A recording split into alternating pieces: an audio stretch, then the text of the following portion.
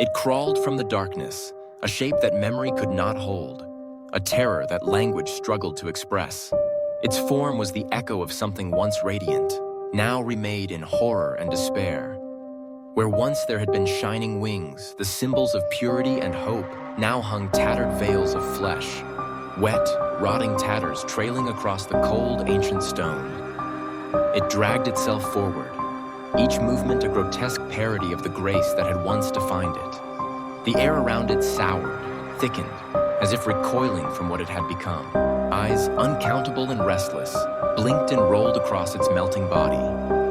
They watched in every direction, eternally vigilant, eternally weeping for the loss of light.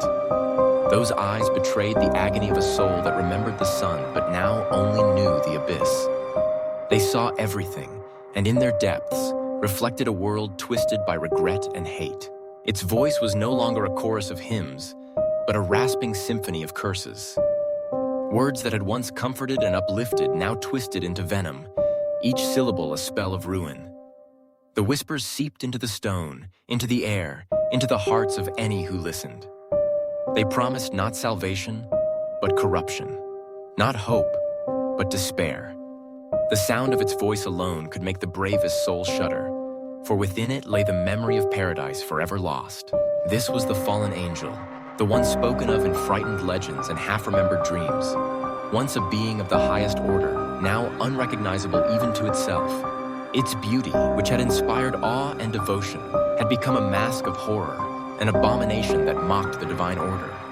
Its presence was a wound upon the world, an open sore that bled darkness and drew all light into itself. The creature's return was not heralded by trumpets or choirs, but by the silent dread that fell like a shroud over the land. Animals fled before it.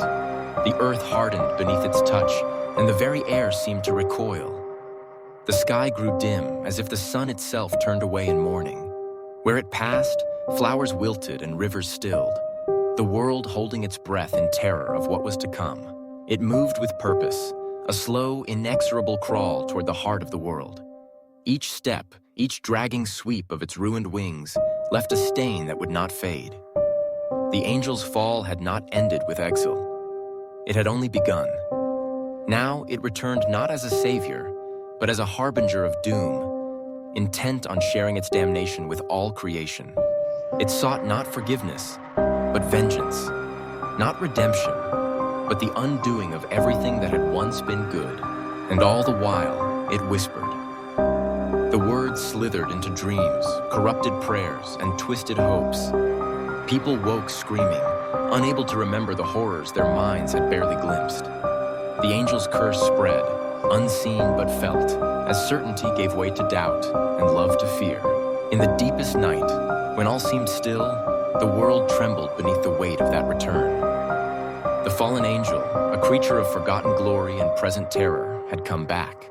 Not to raise the world up, but to drag it down, to share the darkness that now defined it. Its journey was only beginning, and as it crawled further from the darkness, it brought that darkness with it, promising an end to light, an end to grace, and the beginning of an age of despair.